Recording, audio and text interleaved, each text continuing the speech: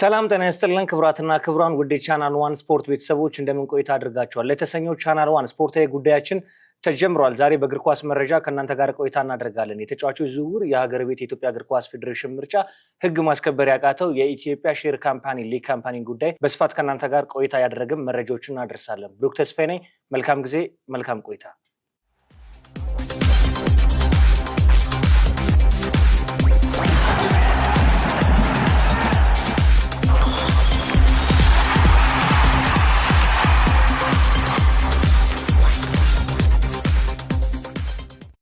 ኤርሚ እንዴት ነህ? ብሩክ ሁሉ ሰላም አለን እግዚአብሔር ይመስገን። ባለፈው ሳምንት ከኢሴ ጋር ነበር።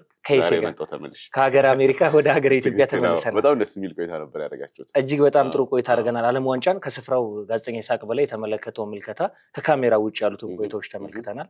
ዛሬ ደግሞ ተመልሰናል። የዝውውር መረጃዎችን የተወሰነ መንደርደሪያ እናደርግና የሀገር ቤት ጉዳዮችን በስፋት ተመልክተን ክፍል 2 ፕሮግራማችን ላይ ሙሉ በሙሉ ወደ ባህር ማዶ መረጃዎቻችን እናልፋለን። ቪኒሺየስ ጁኒየር እና አርሰናል እጅግ በጣም ያልተጠበቀ ዝውውር ማለት አንችልም። ስማቸው ሲነሳ ቆይቷል በሩመር ደረጃ። አሁን ደግሞ ተጨባጭ ለመሆን ጫፍ ላይ የደረሰ ዝውውር ይመስላል። አርሰናል ባለፉት 3 ዓመታት የማይጠበቁ ዝውውሮችን በማሳካት በፕሪሚየር ሊጉም ደግሞ ጥሩ ቆይታን አሳይቷል። አምና የሊጉ ሻምፒዮን መሆኑ፣ በቻምፒየንስ ሊግ ጥሩ ጉዞ ማድረጉ እንደዚህ አይነት የማይደፈሩ ዝውውሮችን ስሙ እንዲጠራ እንዲያያዝ አድርጓል። የቪኒሺየስ ጁኒየር ቆይታ ከሪያል ማድሪድ ጋር የተወሰነ ሰጣ ገባ ውስጥ ገብቷል። 1 ዓመት የውል ኮንትራት ይቀረዋል። ሪያል ማድሪድ በነፃ ከሚያጣው ዘንድሮ ቪኒሺየስ ጁኒየር እና ሪያል ማድሪድ ሊለያዩ ይችላል። አርሰናል ስሙ ከቪኒሺየስ ጁኒየር ጋር እየተያያዘ ይገኛል። ብሩኖ ጉማሬሽ ዛሬ የሕክምና ምርመራውን ያደርጋል። ኦፊሻሊ የአርሰናል ተጫዋች ለመሆን ከሕክምና ምርመራው በኋላ የሚታወቅ ይሆናል። የብሩኖ ጉማሬሽ መምጣት ሉዊስ ስኬሊ ማንቸስተር ዩናይትድ ፈላጊ ሆኖ መጥቷል። የዝውውር ገበያው ደርቷል። የተወሰነ መነሻ እናደርግ። እንግዲህ አሁን ከዚህ ከቪኒሺየስ ስንነሳ አርሰናል ምናልባት ከዲፓርትመንቶቹ መካከል ደካማው ልትል የምችለው የማጥቃት ክፍሉ ነው። ግብ ጠባቂው ላይ አስተማማኝ ነው ራያ ያለ አሪዛባላህ፣ አሁን ደግሞ ሜዳ መጥቷል። ዲፌንሱ ላይ ዴብዙን ጨምረ በጣም አሪፍ ነው። ሚድፊልዱ አሁን ጊማሬሽ እየመጣ ነው። እሱም ላይ ያለው ስብጥርና ዴብዝም ጥሩ ነው። ማጥቃቱ ላይ ግን ስትመጣ ዴብዙ ጥሩ ሊሆን ይችላል፣ ግን ኳሊቲው ጎል ብዙ የሚያስቆጥሩት ቁጥር መጠን ምናምን ስታየው በጣም አነስተኛ ነው። ኢቭን በጣም ብዙዎቻችን የምናደንቀው ሳካ እንኳን አሁን ትንሽ ደብዘዝ እያለ መጥቷል። ያ በምናውቀው ኳሊቲ ደረጃ የተጫወተ አይደለም እና እንደነ ቪኒሺየስ አይነት ትልቅ ኳሊቲ ያለው ማጥቃት ክፍል ላይ መጨመር በጣም ያስፈልጋል ብዬ አስባለሁ። አንደኛ ቻምፒዮንነትን ለማስቀጠል፣ ሁለተኛ ደግሞ በአውሮፓ ቻምፒዮንስ ሊግም ጥሩ ደረጃ ለመሄድ ማለት ነውና እሱን ለማስፈረም አርሰናል ይሄን ያህል ለመሄድ መወሰኑ ያን ያክል አይገርመኝም። እንዳልኩ እዛ ቦታ ላይ በጣም ኳሊቲው ላቅ ያለ ተጫዋች ስለሚያስፈልገው ማለት ነው። ከዛ ውጭ ደግሞ የብሩኖ ጉማሬሽንም ስትመለከተው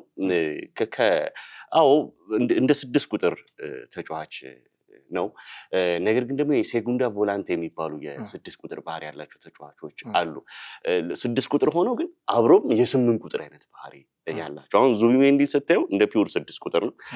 ራይስን ደግሞ ስትመለከተው ዋነኛ 8 ቁጥር ይሆናል። ይሄኛው ልጅ ደግሞ ሁለቱንም ባህሪ ያለው አሁን የሚፈጥርላቸውን የብዛህነትም ተመልከተው። ዳይቨርሲቲ የሚድፊልድ ዳይቨርሲቲ በደብል ፒቮትን ቡድኑ መጫወት ቢፈልግ፣ በአንድ 6 ቁጥር የተከላካይ አማካኝ መጫወት ቢፈልግ፣ ኦፌንሲቭ ሚድፊልደርም አይነት ባህሪ ያላቸው ተጫዋች ቢፈልግ ምርጫው በጣም የተሟላ ነው። አርሰናል አምና የጎደለው የነበረው ነምበር 9 ቁጥር ነበር። ያንን ቪክተር ዮኬሬሽን በማምጣት ሸፍኖታል። ያን ያክል ውጤታማ ነው ወይ በሱ ቦታ የሚለውን የዘንድሮ የውድድር ዓመት ይመልሷል። አምና በብዛት አከራካሪ ነበር።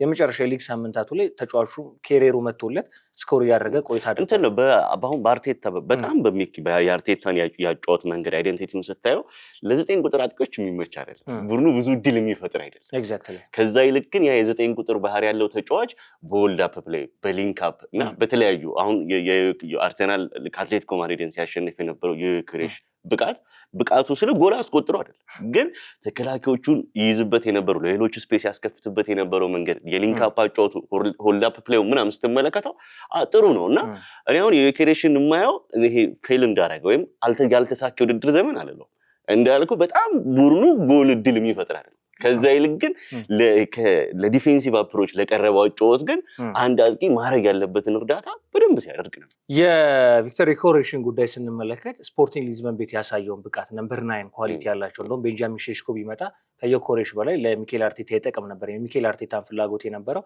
ነምበር 9 ተጫዋቾች ከማግኘት ይልቅ በብዛት አርሰናል ሴት ፒስ ላይ ጥሩ ስለሆነ እንደዚህ አይነት ተጫዋቾችን ሊጠቀም ይችላል ብሎ ነበር። ዘንድሮ ግን የሚያስፈልጉት 2 የተሻሉ ቦታዎች አሉ። አንደኛው 6 ቁጥር ቦታ ላይ የተሻለ ተጫዋችን መጨመር እንደ 8 ቁጥር አይነት ባህሪ ያለው ብሩኖ ጉማሬሽ ኦልሞስት የሱ ዝውውር ያለቀ ሆኗል። ሌላ ደግሞ በማጥቃት እንቅስቃሴው ከክንፍ የሚነሱ ኳሶችን ደግሞ የበለጠ ኳሊቲ ያለው ተጫዋች እንደ ቪኒሲየስ ጁኒየር አይነት ተጫዋች ከአርሰናል ጋር ስማቸው እየተገናኘ ይገኛል። በስፋት በክፍል 2 የዝውውር መረጃችን እንመለከተዋለን። ወደ ሀገር ቤት ጉዳያችን እንመለስ። የሊግ ሼር ካምፓኒ ጉዳይ መነሻ እናድርግ። የኢትዮጵያ ፕሪሚየር ሊግ አክሲዮን ማህበር 2016 ላይ ህግን አውጥቶ ነበር። ክለቦችን አስጠንቷል። የክለቦቹ ያወጡት ህግ የፋይናንሻል ፌር ፕሌይን የመቆጣጠሪያ ደንብ አውጥቶ ነበር። አንድ ክለብ ሊኖረው የሚገባው በጀት የታወቀ መሆን መቻል አለበት። የተጫዋቹ ዝውውር ላይ የሚከፍለው ብር የታወቀ መሆን መቻል አለበት። ከተመደበለት በጀት በላይ አውጥቶ ተጫዋቾችን ካስፈረመ የቅጣት ህግ መመሪያ ደንብ አውጥቶ ጋዜጠኞችን ጠርቶ በኢትዮጵያ እግር ኳስ ፌዴሬሽን አጸድቀው ክለቦች አውጥተውት ነበር። ያን ህግ 2017 የውድድር ዓመት ላይ ህጉን አልተገበሩም የተባሉ 4 ክለቦች እና ወደ 15 የሚሆኑ ተጫዋቾች አካባቢ ቅጣት ተላልፎባቸው ነበር። ቅጣቱ ተግባራዊ አልሆነም። በተለያዩ መንገዶች ሁሉም ክለቦች ኢንቨስቲጌት አልተደረጉም በሚል መንገድ የኢትዮጵያ እግር ኳስ ፌዴሬሽን ይግባኝ ሰሚ ኮሚቴ ቅጣቱን አገደው። ከዛ ባሻገር 2017 የውድድር ዓመት ማንም ክለብ ሳይወርድ 2018 የውድድር ዓመት ቀጠለ። 16 የነበሩት ቡድኖች 20 ሆኑ። 20 ከሆኑ በኋላም ዘንድሮም የምርመራ መንገዱ ተስተካክሎ ኢንቨስቲጌሽን ሜቶዱ ተስተካክሎ የሚወርዱ ክለቦች ይወርዳሉ፣ ከከፍተኛ ሊግ የሚመጡ ቡድኖች ይመጣሉ፣ የኢትዮጵያ እግር ኳስ ከለር ውበት ይመለሳል ተብሎ ሲጠበቅ ህግ ማስከበር ያቃተው አክሲዮን ማህበር ሚዲያ ጠርቶ ባጓራው ልክ ህጉን ተግባራዊ ሳያደርግ አሁን ህጉን ለብቻቸው ሽረውታል። ለምንድነው ሚዲያ ያልጠራችሁት? ለምንድነው ፕሬስ ኮንፈረንስ ያልሰጣችሁት ብሎ ሲጠየቁ አክሲዮን ማህበሩ ለትርፍ የተቋቋመ ተቋም ነው፣ ስለዚህ የውስጥ ጉዳዮችን ሚዲያ ጠርቶ ማሳወቅ አይጠበቅበትም በሚል ለሚዲያ በማይመጠን መንገድ ያኔ ሚዲያውን ጠርተው በገለጹበት ልክ ሳይገልጹ አክሲዮን ማህበሩ ህጉን ክለቦቹ ተሰብስበው በጀት አትገድቡን፣ የፈለግነውን በጀት መያዝ እንችላለን፣ የበጀት ምንጩም ከመንግስትም ሊሆን ይችላል ከምንም ሊሆን ይችላል፣ የበጀት ምንጩም አይጣራም፣ ክለቦቻችን በወር ለአንድ ተጫዋች 1.2 ሚሊዮን ብር ሊከፍሉ ይችላሉ፣ 2 ሚሊዮን ብር ሊከፍሉ ይችላሉ፣ ምንም አይነት የበጀት ጣሪያ የለባቸውም። ያኔን ሰማ የነበረው የወርቅ የመሬት ክፍያዎች በሙሉ ለተጫዋቾች አሁን ኦፊሻሊ በሆነ መንገድ የኢትዮጵያ እግር ኳስ ፌዴሬሽን እየጸደቀ ለተጫዋቾች ወራዊ ደሞዝ ይሰጣል ብሏል። ለዚህ አክሲዮን ማህበሩ ሚዲያ ጥሩ፣ አምና በጠየቃችሁ ልክ ህግ ካላስከበርን ትሸኙናላችሁ፣ እዚህ ቦታ እንቀመጥም ብለው ጥያቄ አንስተው ነበር። ያንን ለመጠየቅ ሚዲያው ሲያነሳ ሆድና ጀርባ ሆኗል። ህግ ማስከበር ያቃተው አክሲዮን ማህበር እንዴት አየው? አመራሮቹ በብሔራዊ ቴሌቪዥን ላይ ቀርበው ከዚህ ኢንሲደንት በኋላ ሀሳብ ሲሰጡ ተመልክቼ ነበርና እየደወሉ በክለብ ገንዘብ ማን አይመለከታችሁም ይሉናል፣ ያስፈራሩናል፣ ምናምን የሆነ እኔ አልጠብቅም እንደዚህ አይነት አንድ ተቋም የአክሲዮን ማህበር የሆነ እንደ ንግድ ኩባንያ ምናምን ተቋቁመ በዚህ ደረጃ እንደዚህ አይነት ሀሳቦችን መስጠት ልክ ነው ብዬ አላምንም። ከመጀመሪያው ጥፋቱ ህጉን ማውጣቱ ነበረ ገና ከመጀመሪያው። ምክንያቱም እንደዚህ አይነት ነገሮችን ስታወጣ አሁን እነሱ ዘለው ደሞዝ ላይ ብቻ ነው ትኩረት ያደርጉት። አንድን ክለብ 70 ሚሊዮን አውጣ እንደዚህ አውጣ ምናምን ከዛ ምን እንዲያደርግ ነው? ልማት እንዲያለማ ነው? ወጣት እንዲያሳድግ ነው? ምን እንዲያደርግ ነው?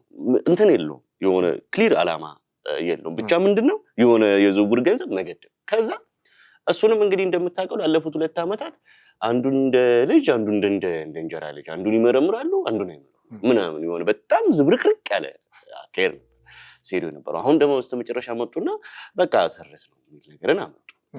ምን አለ መሰለህ ብሩክ፣ እኔ ይሄ ነገር ከተፈጠረ በኋላ እዚህ አፍሪካ ላይም ሌሎች ዓለም ላይም እንደዚህ ያሉ የሊግ ካምፓኒዎች የክለቦችን ወጪ እንዴት ነው የሚያስተዳድሩት የሚለውን ነገር አያለው። አብዛኞቹ አይገድቡ። አንተ አሁን አንድ ክለብ በዚህ ዓመት በጀት 500 ሚሊዮን ሊሆን ይችላል፣ የኔ ክለብ ደግሞ 400 ሊሆን ይችላል። ሁሉም እንዳቅሙ ነው የሚኖረው። ትልልቆቹ እንኳን አውሮፓ ጋር ዩናይትድ እና ብሬንትፎርድ እኩል አይበጅቱም ዓመት ውስጥ፣ ግን አንድ ሊግ ውስጥ ይወዳደራሉ፣ በተመሳሳይ ህግ ውስጥ ይመራሉ። ነገር ግን ወደኛ ሀገር ስትመጣ ይሄ ነገር መጀመሪያ ገደቡት። እዚህ ጋር ነው ጥፋቱ። አንድ ክለብ እንዳቅሙ ነው መበጀት ምን ያለበት፣ ነገር ግን ያንን በጀቱን ታስተዳድረዋለህ። ለምሳሌ አንድ ክለብ የሚመጅተው 500 ሚሊዮን ይችላል፣ አንደኛው 400 ሊመጅት ይችላል፣ አንዱ ደግሞ 1 ቢሊዮን ሊበጅት ይችላል። ግን ከዛ በጀት ላይ ከዓመታዊ በጀት ላይ ይሄን ያህል ፐርሰንቱን ለመሰረተ ልማት መዋል አለበት፣ ይሄን ያህል ፐርሰንቱን ለታዳጊ፣ ይሄን ያህል ፐርሰንቱን እንዲህ ለመስራት ምናምን፣ ከዚህ በጀት ውስጥ ለዝውውር መጠቀም የምችለው ይሄን ያህል ፐርሰንት ወይ 65% ነው። እንደዚህ ተብሎ ነው በህግ ተከፋፍሎ። ከዛ በኋላ ያ ክለብ እንደ አቅሙ ይኑር፣ እንዳለው ስፖንሰር፣ እንዳለው ገቢ፣ እንዳለው በጀት ይኑር። እሱ አይመለከትም። ግን ማን አለው? ቆይርሚ ማን አለው? እንዴት ክለቦቻችን ማን ስፖንሰር ያለው? አሁን ለምሳሌ የመንግስት ክለቦች የመንግስት በጀት አላቸው አይደል? እሱ ነው የነሱ መተዳደሪያ። ስለዚህ አሁን አንድ ክለብ ከመንግስት 300 ሚሊዮን ተሰጠው ልበል። ስለዚህ ያ 300 ሚሊዮን በጀቴ ነው ብሎ ያቀርብልሃል አይደል? የፋይናንስ ይሄ እንዲያሳውቁ እኮ ግዴታ አለባቸው። ጥያቄ ግን ምን መሰለህ እንድትይዝልኝ የፈለኩት ኢትዮጵያ ቡና፣ ቅዱስ ጊዮርጊስ የማሊያም የክለብም ስፖንሰር አላቸው። ከተማ መስተዳደር ሆኖ የከተማ መስተዳደር ቡድን ሆኖ በጀቱን ከየት ነው የሚያመጣው? ከመንግስት።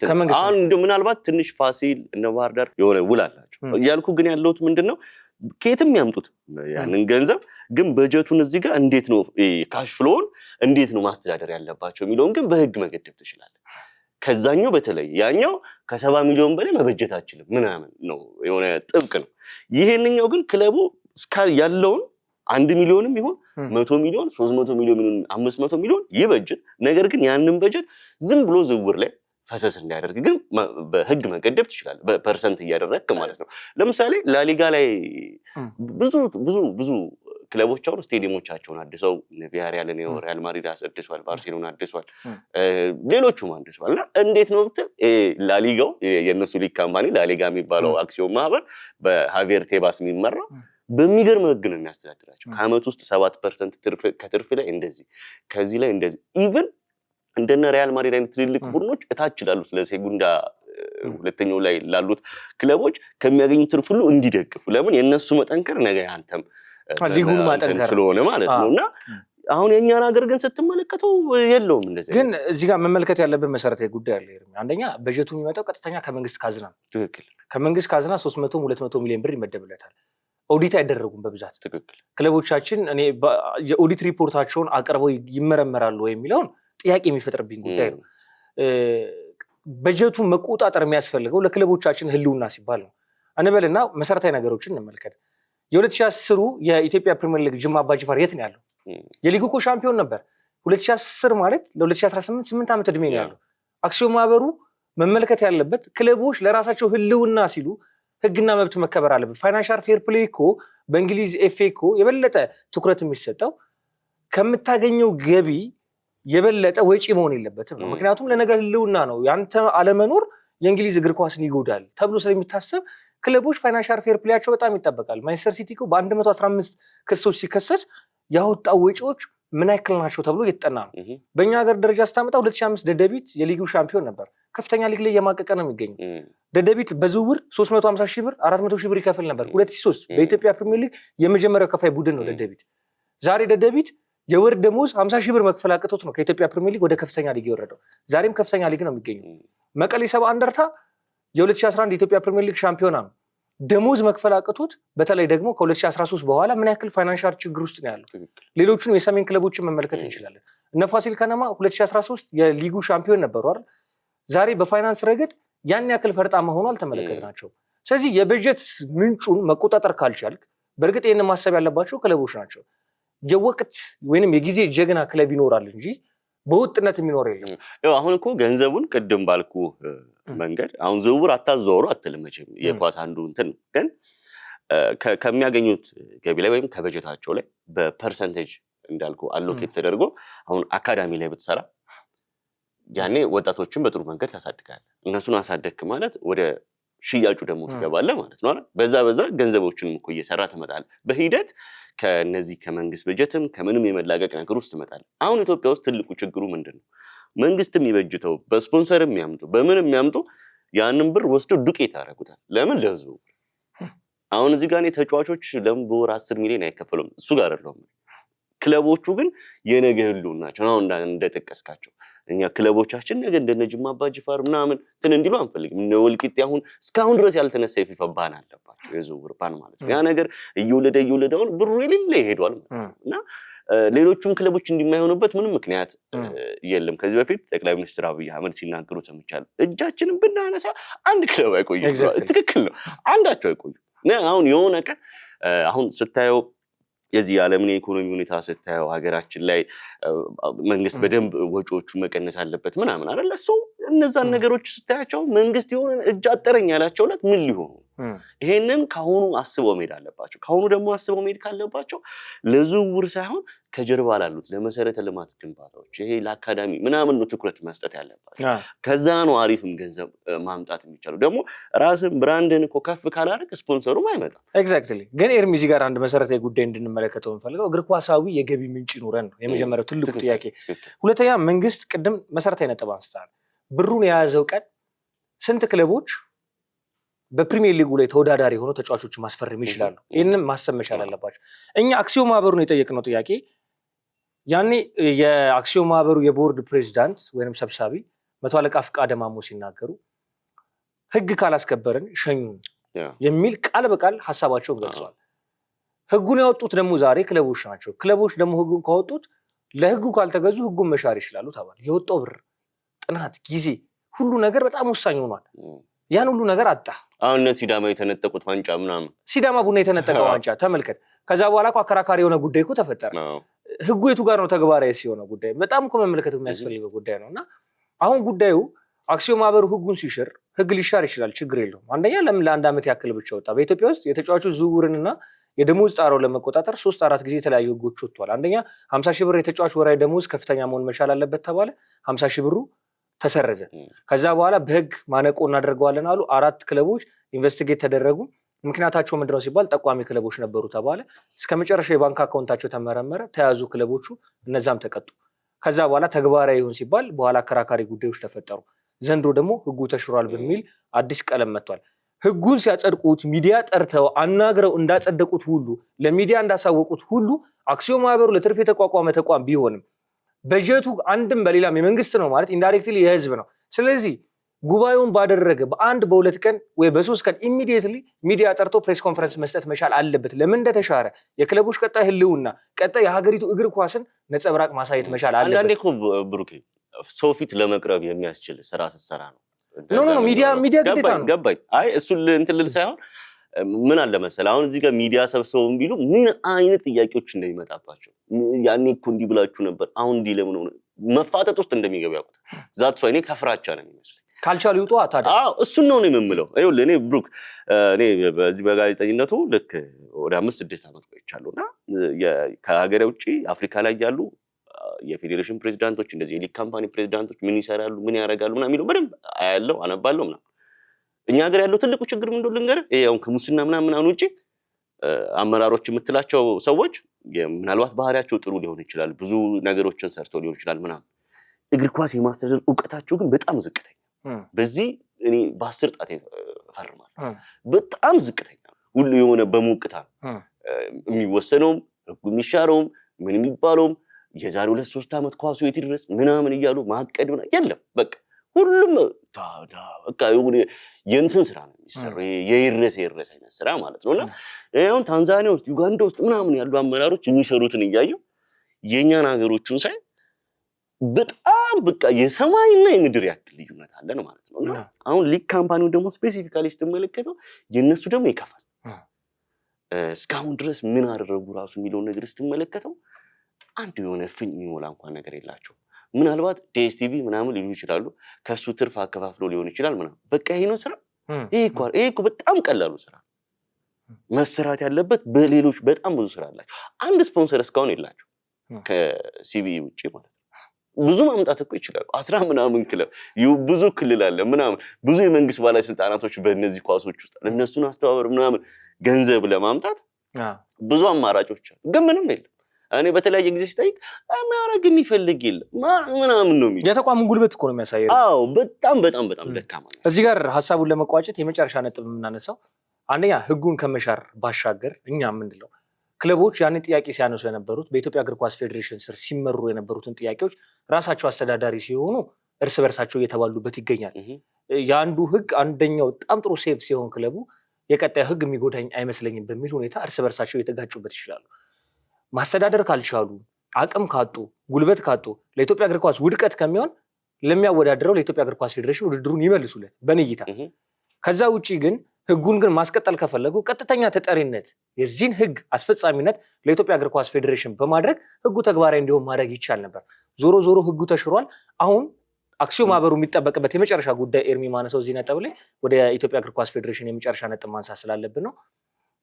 ሚዲያ ጠርቶ የተፈጠረውን ነገር ከሀስከፈ ለኢትዮጵያ ስፖርት ጋዜጠኞች ማብራራት መቻል አለበት ብዬ አስባለሁ። ሀገራዊ ውሳኔ ነው። ይሄንን ነገር በደንብ ማድረግ አለባቸው። ሌላው ግን ደግሞ ነው የሚፈልገው ምንድነው ልንገር፣ አክሲዮን ማህበር አይደል ኩባንያ አይደል ቦርዶቹን ሰው ነው ይሄ ስራ አስኪያጅ፣ ህዝብ ግንኙነት ምናምን የምትላቸው ስትራክቸሮች አሉ። እነሱ ላይ ከውጪ ሰው ለማምጣት ቢያስቡ ኤግዛክትሊ በደንብ መዋቅሩን ሰርቶላቸው አካሄዱን አሳይቷቸው ነገሩን በደንብ ዘርግቶላቸው ሊሄድ የሚችል ሰው ምናልባት በ3 ዓመት በእንደዚህ ኮንትራት የምታመጣው ትልቅ ባለሙያዎች አሉ አፍሪካ ላይ። ብዙ ጊዜ እግር ኳስ ላይ አሰልጣኝ ተጫዋች ብቻ አይደለም ከውጭ የሚመጣ አመራርም ይመጣል። ስለዚህ እንደነዚህ አይነት ነገሮችን ወደ ማድረግ መምጣት አለባቸው። አሁን ላይ ያሉት ቢበቃቸው በጣም እኔ ደስተኛ ነኝ። በቂ የስራ ጊዜ አሳይተዋል ብለን ማንሳት እንችላለን። የኢትዮጵያ እግር ኳስ ፌዴሬሽን ምርጫው መስከረም 5 2019 ያደርጋል።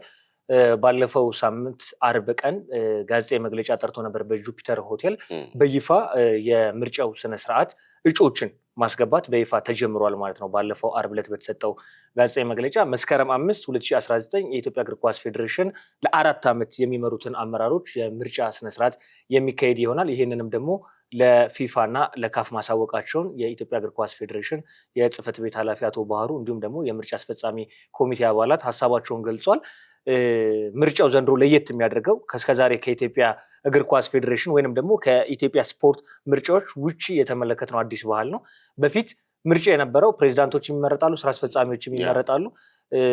ሁሉም ክልሎች ታውቃለህ አይደል? እኛ ሀገር ምርጫ ብሔር ተኮር ነው፣ ኮታ ማሟላት ነው እንጂ ስፖርታዊ አስተዳደር አይደለም። ለዚህ ነው የኢትዮጵያ እግር ኳስ ለዘመናት የዋሊት የሽቁልቁሊት ጉዞ የምንጓዘው፣ ከዓለም መድረክ ወደና ጀርባ ሆነን የምንቀረው። የጠቅላላ ጉባኤያችን አወቃቀርና የምርጫ ስነስርዓታችን ከዓለም እግር ኳስ ፍጹም የራቀ ነው። እነ ፊፋ እነ ካፍ የሚመሩበትን መንገድ አስተውለ ወደ ሀገር ቤት ስታመጣው የኢትዮጵያ እግር ኳስ መልክ ከሜዳው አይደለም ከቢሮ ትመለከተዋል። ዘንድሮ ለየት የሚያደርገው ፕሬዚዳንቶች ብቻ ነው የሚወዳደሩት።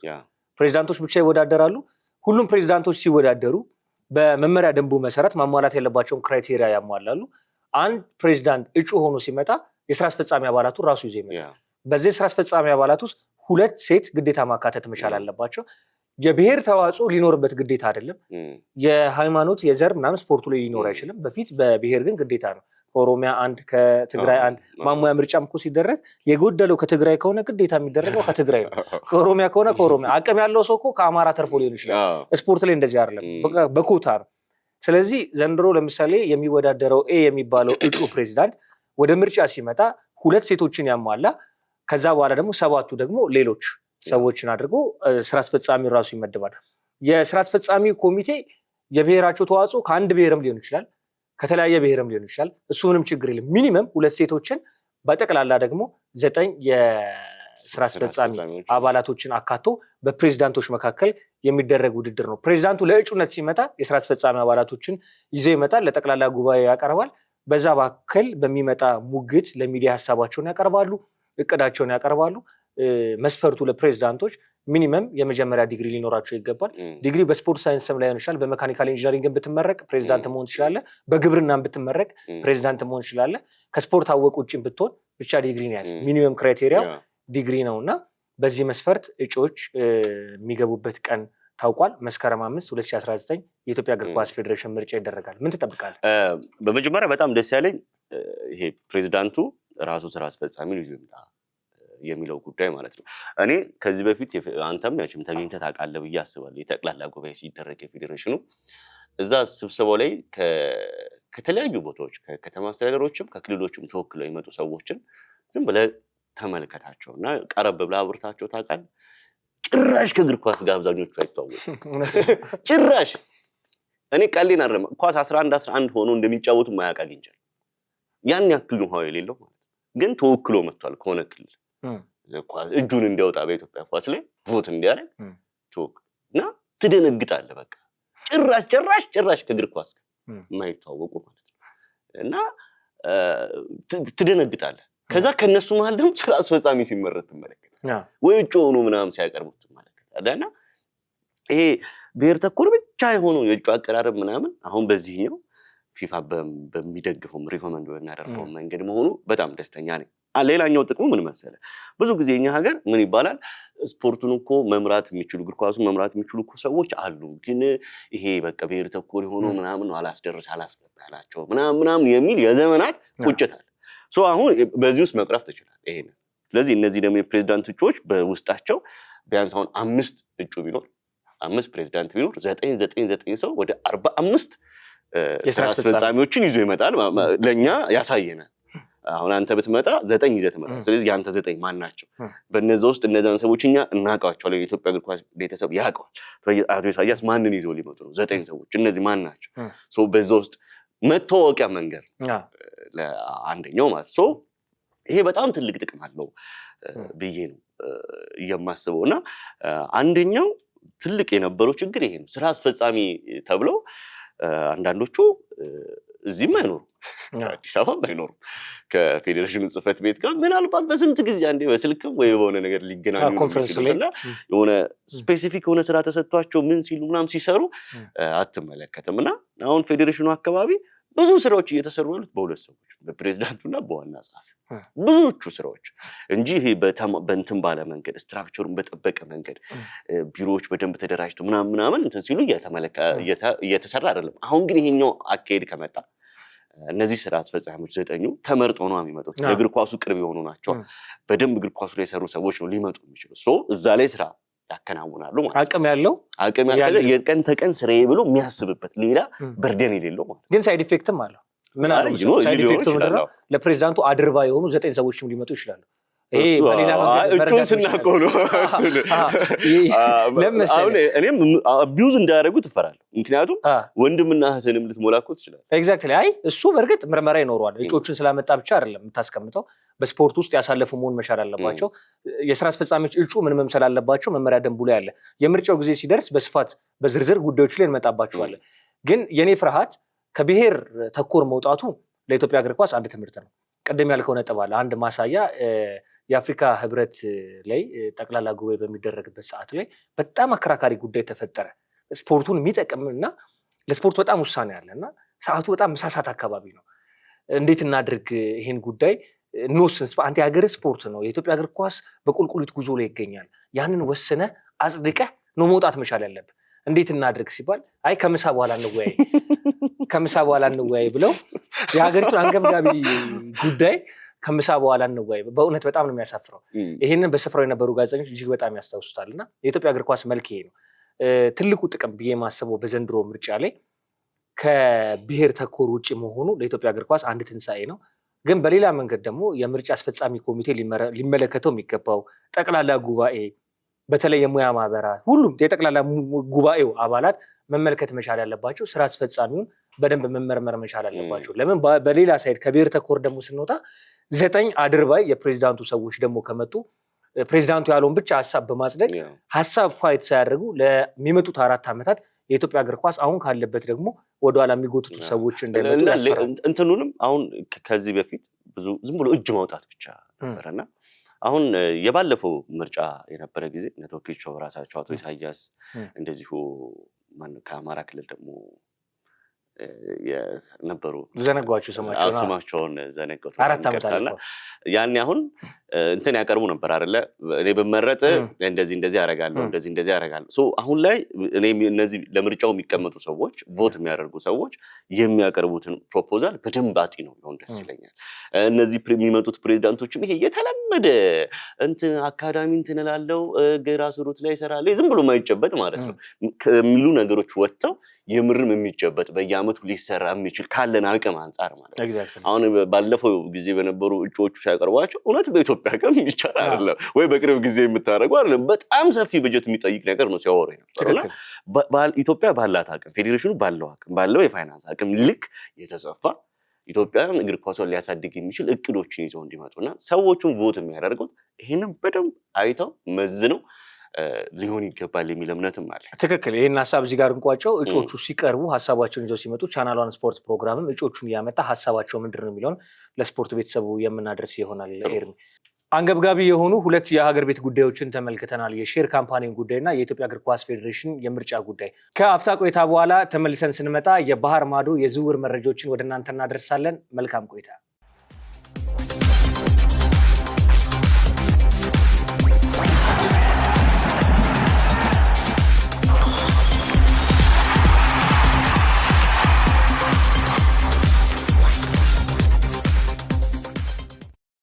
ኤርሚ የቪኒሺየስ ጁኒየርን ጉዳይ የተመለከትን ነበር። አርሰናል ስፖርቲንግ ዳይሬክተሩ አንድሬ ቤርታ በዝውውሩ የማይጠበቁ ሁኔታዎችን እየፈጸሙ ይገኛሉ። ዘንድሮ ባልተጠበቀበት መንገድ አርሰናል በውድድር ዓመቱ ያስፈልገዋል የሚባለው በተለይ ደግሞ የማጥቃት እንቅስቃሴው ላይ ቀደም ሲል መግቢያችን ላይ መንደርደሪያችን ላይ አንስተን ነበር።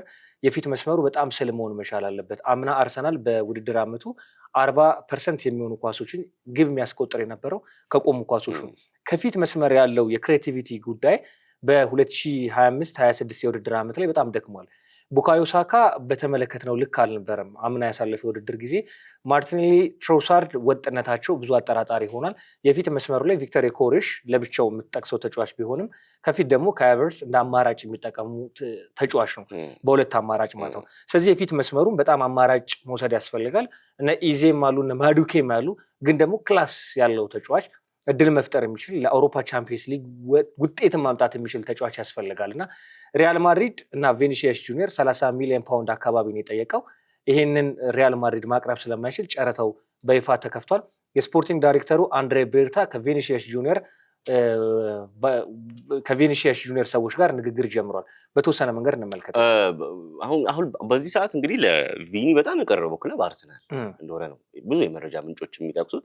ፕሮጀክትም ጭምር የሚያስተዳድረው ሮክ ኔሽን ካምፓኒ አቅርበው እንግዲህ ያሉ ሁኔታዎችን እየተከታተለ ነው የሚገኘው። አሁን ምንድነው ልይት ብሎ ያልታወቀው ነገር ምናልባት በዚህ በ3 ቀን ውስጥ ይለያል ተብሎ ይታወቃል።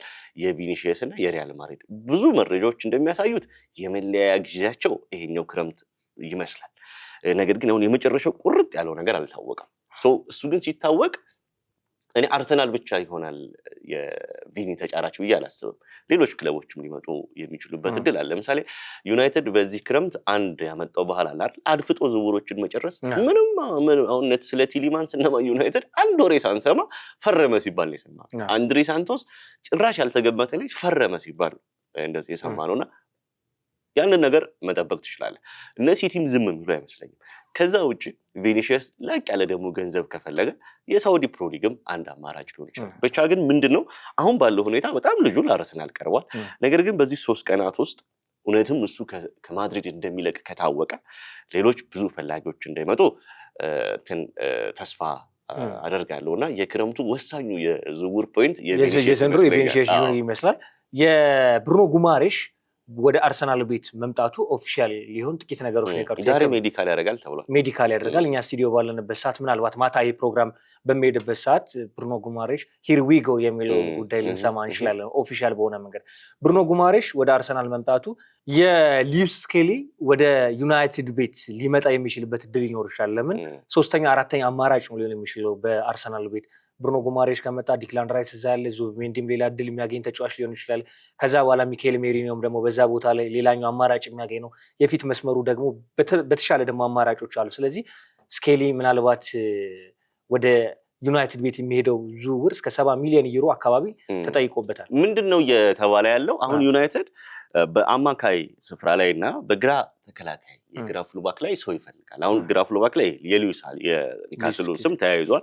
ሚድፊልድ ላይ ደግሞ እነ ማኑ ኮኔን ትሰማለህ፣ የነ ባሌባ ስም አሁንም ይያዛል ምናምን እና የስኬሊ መምጣት ምንድነው የሚሉት እንግዲህ ባለሙያዎቹ ሁለቱንም ቦታ ይሸፍንላል። ቨርሳታይል ስለሆነ አሁን ሃልና ማኑ ኮኔን ብታመጣ ምናልባት በድምር 120-130 ሚሊዮን ፓውንድ አካባቢ ልታወጣ ትችላለህ። አሁን ሃል እስከ 80 ነው እየተባለ ያለው። እዚህ ጋር ደግሞ ማኑ ኮኔ እስከ 50 ሚሊዮን እየተባለ ነው። ስደምረው ወደ 130 አካባቢ ነው። ስለዚህ ሁለቱም ከማምጣት አንድ ስኬሊን ብታመጣ ሚድፊልድ ላይ በግራ ፉልባክ ላይ አገልግሎቱን በብቃት መስጠት ስለሚችል እና እሱም በ80 ማምጣት አዋጭ ነው የሚል ነገር ነው እየተነሳ የሚገኘውና እንዳልከው ጉማሬሽ ከመጣ እሱ ግራ ክንፍ ላይ አሁን ስኬሊ 3ኛ ተመራጭ ነው ከአላፊዮሪና ከኤንካፔ በኋላ። ሚድፊልድ ላይ ራይስ አለ፣ ጉማሬሽ አለ፣ ዙቢ አለ። ምናልባት ከዙቢ ሊቀድም ይችል ይሆናል። ከሁለቱ ግን ቀድሞ የመሰለፍ ድል ላይኖረው ይችላልና ተጫዋቹን የመጫወቻ ጊዜ ታገኛለህ ብለህ ጥሩ ጥቅም ሰጥተህ ምናምን አባብለህ ልታመጣ የምችልበት ሂደት ይኖራል። ግን አርሰናል እሱን የሚሸጥ ከሆነ ቅድም ለቪኒሺየስ እንዳልኩ ነው። አሁንም ስኬሊ ከአርሰናል እንደሚወጣ ከታወቀ ዩናይትድ ብቻ ላይሆን ይችላል ፈላጊው ነው የሚመጣው። ጥሩ እድሜ ላይ ነው ያለው፣ ዋጋው ጥሩ ነው፣ ብቃቱ ጥሩ ነው። ቨርሳታይል ነው። ስለዚህ ይህን የማይፈልግ ክለብ የለም። ሌሎቹም ፈላጊ ነው። ሌላም ዩናይትድ ከሊዩስ ሃል ጋር ስሙ እየተገናኘ ይገኛል። የግራ መስመር ተከላካይ ነው። የሉክሾ ጉዳይ በዩናይትድ ቤት ያበቃ ይመስላል። ስለዚህ ዩናይትድ 2-3 ቦታዎችን በደንብ መመለስ አለበት ተብሎ ይጠበቃል። የመጀመሪያው እስካሁን ድረስ ያልተመለሰው የተከላካይ አማካኝ ጉዳዩን በጥራት ዩናይትድ አልመለሰውም። ለኔ አሁንም የግራ መስመር ተከላካዩ መሸፈን መቻል አለበት። ሊዩስ ሃል ስሙ ይገናኛል። ሊዩስ ስኬሊም ከዚሁ ከዩናይትድ ጋር በሁለት አማራጮች የሚገናኝ ተጫዋች ነው። ስለዚህ ማንቸስተር ዩናይትድ ወይ ለሊዩስ ስኬሊ 70 ሚሊዮን ዩሮ አካባቢ ሊከፍል ይችላል። እስከ 80 አካባቢ ደግሞ ለሊዩስ ሃል ለኒውካስል ዩናይትድ ለግራ መስመር ተከላካይ ሊከፍል የሚችልበት ሌላኛው ሁለቱን ካመጣ ደግሞ በጣም ሰርግና ምላሽ በጣም አማራጭ ነው የሚሆነው ለዩናይትድ። ወደ ቼልሲ ቤት ስንመለስ ዣቪ አሎንሶ በጣም የተሻሉ ዝውውሮችን እየፈጸመ ይገኛል። ቼልሲ ያረጁ ተጫዋቾችን እየሰበሰበ ይገኛል። ዳኒ ዊልቤክ ከቼልሲ ጋር ስሙ ተገናኘ። ኦፊሻሊ ከቼልሲ ጋር ፈረመ። ሙድሪክ ከ2 ዓመት ቅጣት በኋላ ከጸረ አበረታች ቅመሞች ቅጣት ተላልፎበት ነበረ። ኦፊሻሊ ተመልሷል ሙድሪክ። አሁን የዳኒ ዊልቤክ ተነሳ፣ ሄንደርሰን ተነሳ። ዣቪ አሎንሶ ምን ሊያሳየን ምን መሰለህ እንደው ባጭሩ ልንገር፣ ከነ ቶድ ቦህሊ በኋላ ቼልሲን ሳይሆን ብራይተንን ነበር የሚመስለው። የሆኑ ህፃናት ልጆችን ይሰበስብና አሳድጎ ለመሸጥ ምናምን ነው የሚመስልህ። ትልቅ ቡድን ስትሆን ወጣቶችን ይኖረዋል፣ ግን ሲኒየሪቲ ደግሞ ያስፈልጋል ዋንጫ ለማሸነፍ በትልቅነት ለመቀጠል እና አሁን ቼልሲ ቤት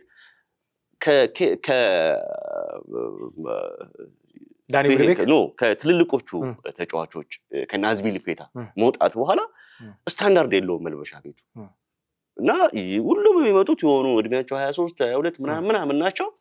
እንዴት ልበለህ ይሄ የሟለ ህፃናት አይነት ነገር የሚመስሉ ግዴታ ነው። አንድ ቡድን ላይ ስታንዳርድ ያስፈልጋል። ሪያል ማድሪድ ከሚድፊልዱን ለነ ካማቪንጋና ለነ ቾሜኒ ከመልቀቁ በፊት እነ ሞድሪችን አቆይቷል፣ እነ ክሩስን በእነሱ ውስጥ እየተማሩ ስታንዳርድ ገብቷል። መልበሻ ቤቱን የሚቆጣጠሩ ምናምን ያስፈልጋል። አሁን ዣቪ አሎንሶ እያደረገ ያለው ይሄንን እንዲሁም በዚህ የዝውውር መስኮት ላይ ግራኒት ዣካም ብሎ ነበር ሳይሳካለት በጣም ምርጥ ዝውውር ይሆንለት ነበር።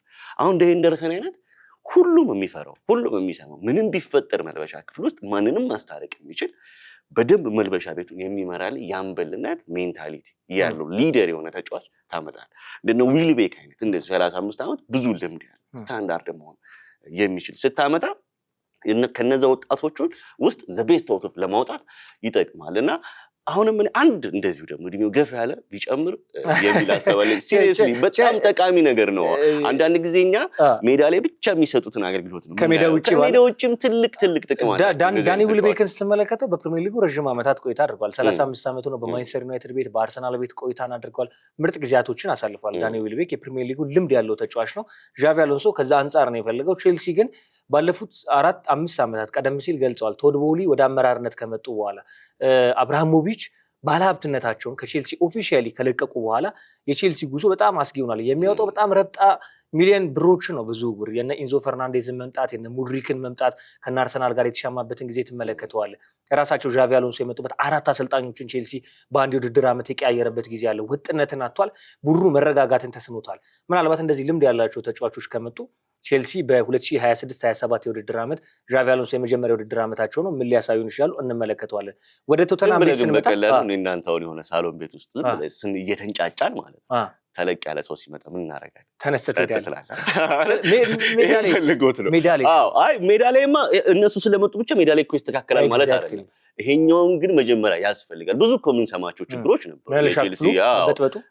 እነዚህ አይነት ተጫዋቾች ስታንዳርድ ይሆኑላል። ለዚህ ነው ግን በዙ ነው። አሁን እኮ ሄንደርሰንን በዛ ሄንደርሰን አለ፣ ዳኒ ዊልቤክ አለ፣ ሌላ ደግሞ ሶስተኛ ተጫዋች ደግሞ የሚመጣ ከሆነ ነገሩ ምንድነው? ከሚሰጡት ጥቅም አንፃር 32 እድሜያቸው አነስተኛ የሆኑ ተጫዋቾች አሉና 3 ገሬ ቢኖር ችግር የለውም ለማለት ከፍና ዝቅ ያለ ይሆናል።